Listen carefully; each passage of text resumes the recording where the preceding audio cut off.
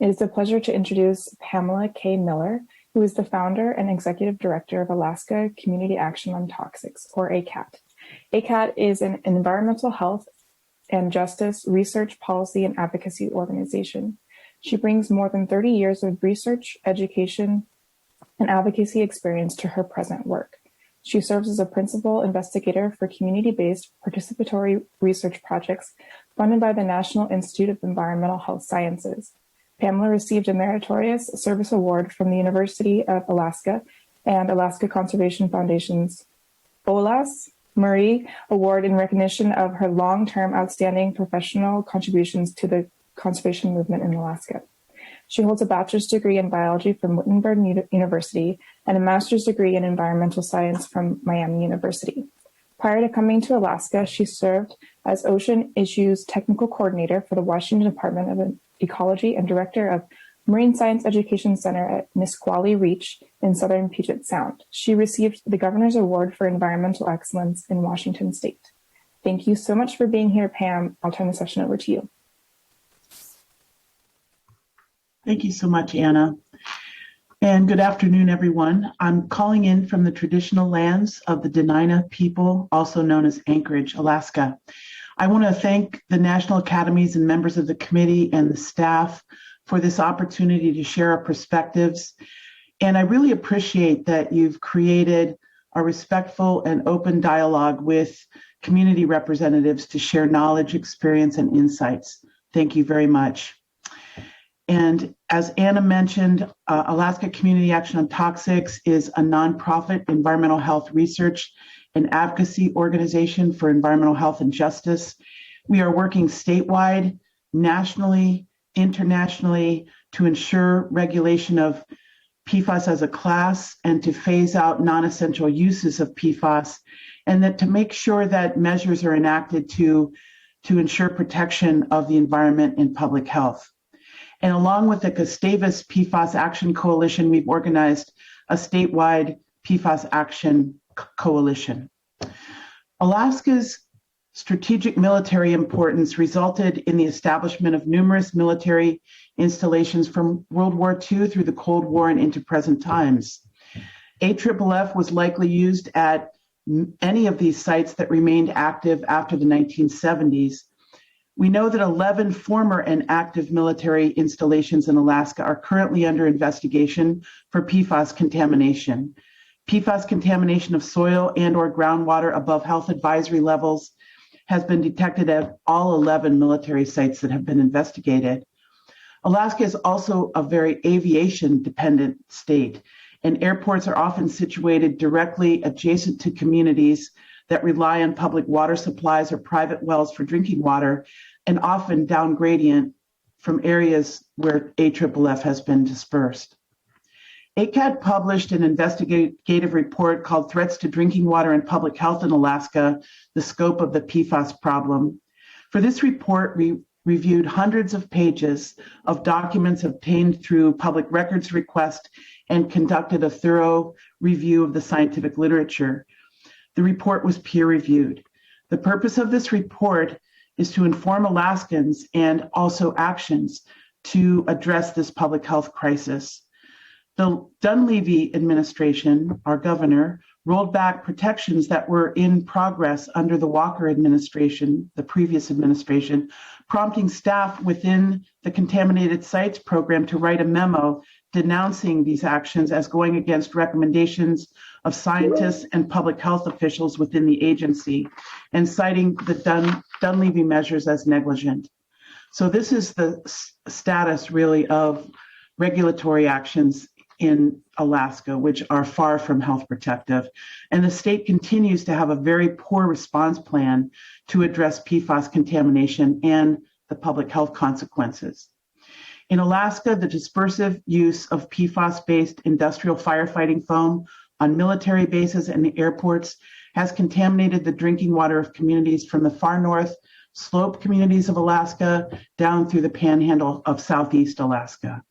PFAS have been found at over 100 individual sites in nearly 30 locations around Alaska, and at least 10 communities have PFAS in the drinking water at levels above the EPA guidance levels, and it is likely that the number of these communities with contaminated water will grow as more sampling is conducted throughout the state. We recognize that the guidance levels are far from health protective, and that many more people and communities are exposed to unsafe levels of numerous PFAS and not just PFOA and PFOS. PFAS contamination in Alaska has been confirmed at nearly every site that has been investigated in which AFFF has been or is currently being used.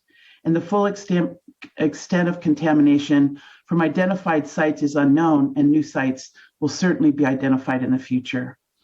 Incineration is being promoted as a solution for the destruction of PFAS waste, despite evidence that it is not safe nor effective in breaking down these highly persistent and toxic chemicals. It's a false solution. And there's a problem, we know, with incomplete combustion, and that incineration results in more widespread contamination through air.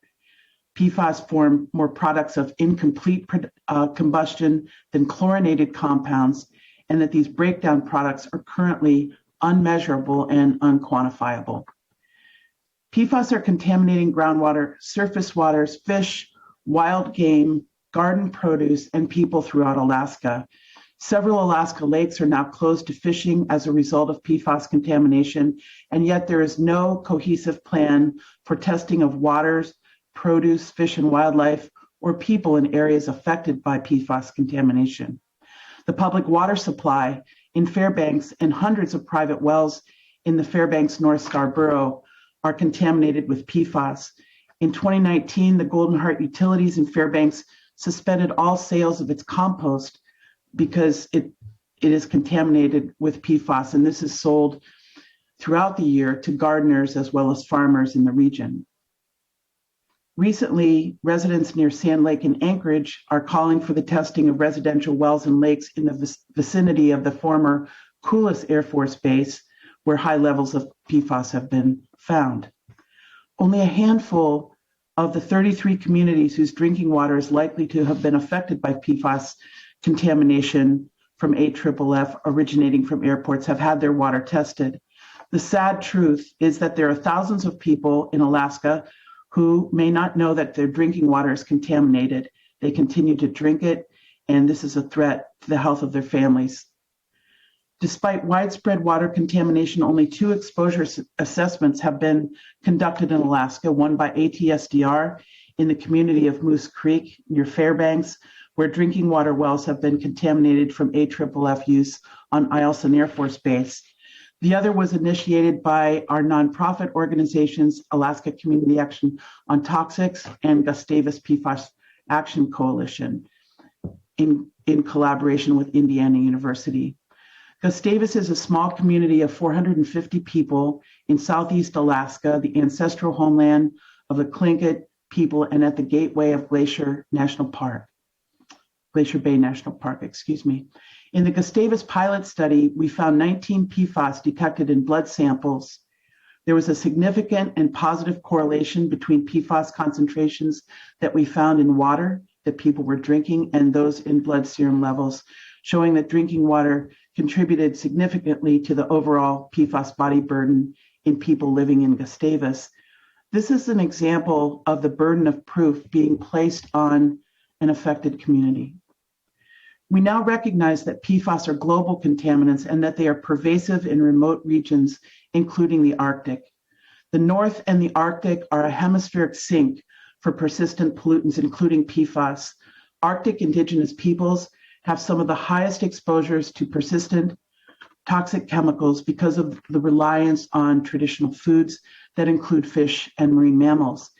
We know that traditional foods are vital for the physical, cultural, and spiritual sustenance of indigenous peoples throughout Alaska.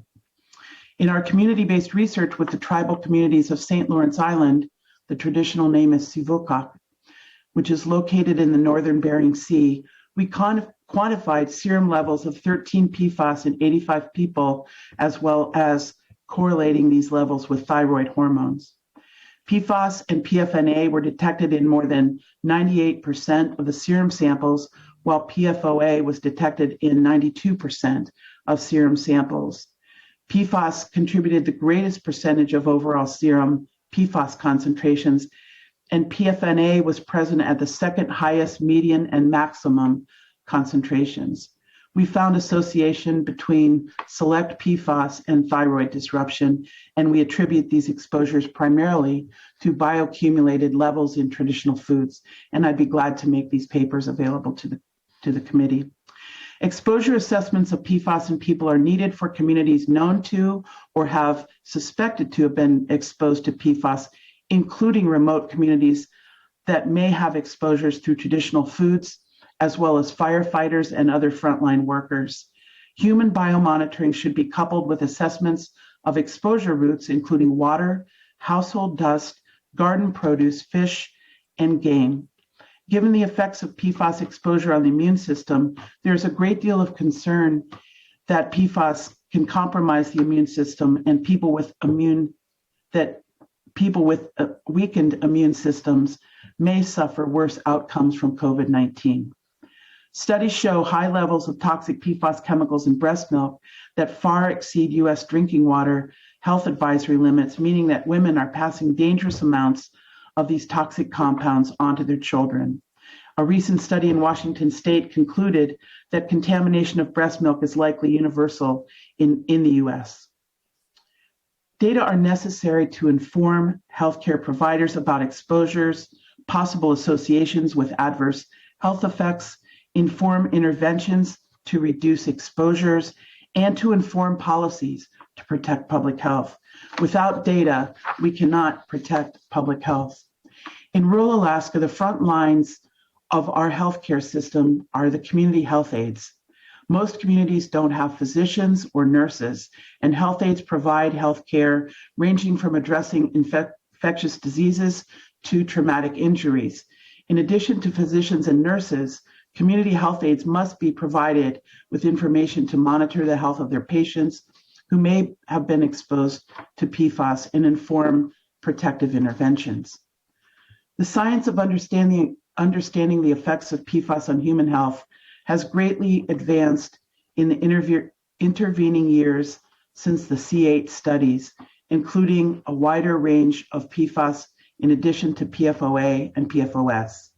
EPA's current guidelines are not health protective or enforceable, prompting several states to establish lower, more health protective standards. Despite our organizing work and a great base of support from people throughout Alaska, our legislature has failed to act to prevent the use of AFFF and in establishing enforceable, more health protective standards, leaving our residents vulnerable to the multi-generational harm associated with PFAS. Healthcare professionals are very active in advocating for this legislation here in Alaska, particularly the Alaska Nurses Association. They want to be informed about ways that they can inform and protect their patients. Current, clear synthesis of scientific information, as well as biomonitoring and medical monitoring, is needed for physicians, nurses, and community health aides to inform protective interventions. The burden of proof should not be on our communities. There is virtually no regulation of PFAS, and this must change so that laws reflect current scientific understanding. Healthcare professionals have a role in protecting their individual patients, in primary prevention, and also in transforming public policy. Providing information through conferences and workshops of associations of health professionals that include continuing education credits in medical and public health schools, and training for rural community health aides in Alaska and other Indian Health Service programs is absolutely necessary. Healthcare professionals must be informed to become even more effective advocates for their patients and for ending non-essential uses of PFAS. And again, I thank you.